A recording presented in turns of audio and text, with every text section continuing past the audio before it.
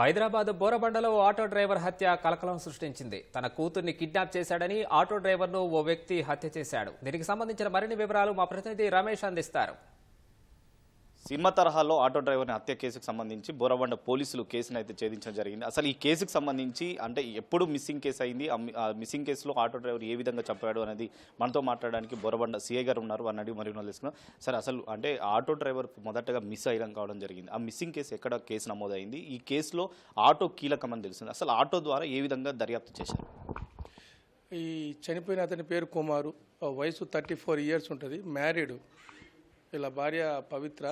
వీళ్ళది నేటివ్ వచ్చేసి మెదక్ జిల్లా, ఇక్కడ మన బాచుపల్లి నిజాంపేటలో ఉంటారు. వీళ్ళ మధ్యలో చిన్న గొడవలు ఉండి అతడు మా బోరబండలో వాళ్ళ సిస్టర్ ఇంటికాడ ఉంటాడు. ఈ బోరబండ కొత్తగా ఏర్పాటు కానప్పుడు జూబ్లీస్ పరిధిలో ఉండేది, అక్కడ ఎఫ్ఐఆర్ అయింది.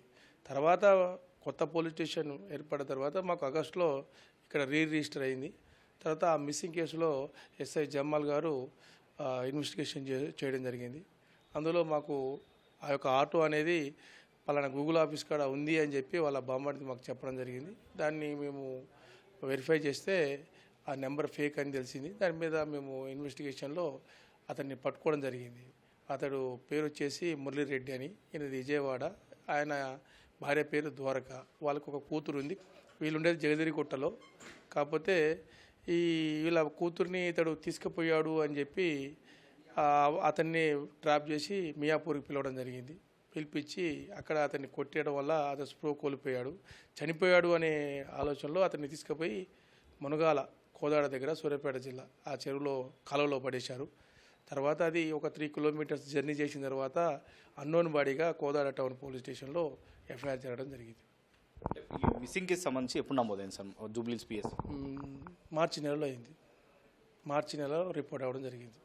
అంటే ఈ మిస్ అయిన తర్వాత వాళ్ళ కుటుంబ సభ్యులు దాదాపు సంవత్సరం అవుతున్నప్పటికీ వాళ్ళ కుటుంబ సభ్యులు ఆరాధీయడం కానీ అతను ఎక్కడున్నాను కానీ ఏమైనా వివరాలు ఏమైనా సేకరించారు సార్? వివరాలంటే ఆటో కోసం మేము ట్రేస్ అవుట్ చేయడం జరిగింది. నెంబరు, దాని యొక్క బంపరు, అవి వాళ్ళు కొన్ని ఆన్వాళ్ళు చెప్పారు ఆటో గురించి. దాన్ని పట్టుకొని మేము ట్రేస్ అవుట్ చేయడం జరిగింది. అంటే అమ్మాయిని ఏ విధంగా ట్రాప్ చేశారు సార్ ఈ ఆటో డ్రైవరు? ఎందుకంటే అమ్మాయి కూడా ఏజ్ చాలా చిన్న ఏజ్ అయినప్పటికీ అమ్మాయిని ఏ విధంగా ఈ ఆటో డ్రైవర్ ట్రాప్ చేశారు? అమ్మాయి కోవిడ్ టైంలో వాళ్ళకి ట్యాబ్స్ ఇవ్వడం జరిగింది జగదిరిగుట్టలో గవర్నమెంట్ స్కూల్లో. ఆ ట్యాబ్స్లో ఈ అమ్మాయి సోషల్ ప్లాట్ఫామ్, స్నాప్చాట్, వాట్సాప్ ఇవి డౌన్లోడ్ చేసుకొని చాటింగ్, టిక్ టాక్లు చేసి వాటిని ఇతడు అందులో చాట్ చేయడం జరిగింది. షేర్ చేసుకొని, నెంబర్ షేర్ చేసుకొని ఇద్దరు వాట్సాప్ చాటింగ్ చేయడం జరిగింది. మరొక పక్క అమ్మాయి కూడా మిస్ అయ్యి కూడా దాదాపు సంవత్సరం అవుతున్నప్పటికీ తల్లిదండ్రులు ఎందుకు ఫిర్యాదు చేయలేదు? ఫస్ట్ ఇతడు ఫోన్ చేశారు, ఆ నెంబర్కి కాల్ చేసినప్పుడు ఉంది అన్నాడు. తర్వాత అతడు మళ్ళీ కోఆపరేట్ చేయకపోయేసరికి వాళ్ళు కంప్లైంట్ ఇవ్వలేదు.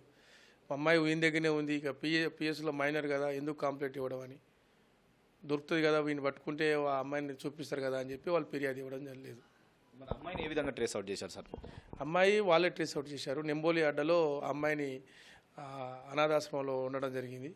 తర్వాత అలా కోచింగ్లో అమ్మాయి వాళ్ళ ఫాదర్ నెంబర్ చెప్తే డిసెంబర్ మంత్లో వాళ్ళు పోయి తీసుకొని రావడం జరిగింది. అంటే ఆటో డ్రైవర్ హత్యకు సంబంధించి కూడా కేవలం వీళ్ళిద్దరు దంపతులే ఉన్నారా లేదా ఇంకా మిగతా వాళ్ళు ఎవరన్నా ఉన్నారు? వీళ్ళిద్దరే ఉన్నారు, భార్యాభర్తలే ఉన్నారు. అంటే మొదటగా గొడవ జరిగింది అంటున్నారు. ఆ గొడవ జరిగిన సమయంలోనే అతను అక్కడే స్పాట్లో చనిపోయాడా లేదా అతను చనిపోయిన తర్వాతనే అక్కడ తీసుకెళ్ళి ఆ పరవేలని చెప్పి వీళ్ళు ఏమైనా భావించారు? అతన్ని బాగా కొట్టడం వల్ల స్పృహ కోల్పోయాడు. ప్రైవేట్ పార్ట్స్ మీద తనడము, ముఖం మీద, చెస్ట్ మీద కొట్టడం వల్ల. తర్వాత అది చనిపోయాడని చెప్పి నీళ్ళలో వేయడం జరిగింది. ప్రజెంట్ వాళ్ళని రిమాండ్ చేశారు సార్? రిమాండ్ చేశాం. ప్రజెంట్ జ్యుడిషియల్ రిమాండ్లో ఉన్నారు వాళ్ళు. ఇది మొత్తం మీద ఈ కేసుకు సంబంధించి అంటే ఒక మిస్సింగ్ కేసు ఆధారంగా కూడా హత్య కేసును అయితే ఛేదించడం జరిగింది. కేవలం ఆటో ద్వారా ఉన్న క్యూఆర్ కోడ్ ఆధారంగా కూడా మేమైతే ఈ కేసుకు సంబంధించి కూడా దర్యాప్తు చేస్తే దీంట్లో ఆటో డ్రైవర్ను చంపిన ఇద్దరు దంపతులను అయితే పోలీసులు అరెస్ట్ చేసి ప్రస్తుతం అయితే రిమాండ్ తరలించడం జరిగింది. ఈ కేసులో ఇంకా అంటే ఇన్వెస్టిగేషన్ సంబంధించి కూడా కొనసాగుతుంది. మరొక పక్క మైనర్ బాలిక కావడంతో ఆమె అనాథాశ్రయంలో ప్రస్తుతం అయితే ఉంది కాబట్టి ఆమె నుంచి కూడా మరిన్ని వివరాలు తీసుకునే అవకాశాలు అయితే కనపడుతున్నాయి. వీడియో జర్నలిస్ట్ దేవేందర్తో రమేష్, ఈటీవీ, హైదరాబాద్.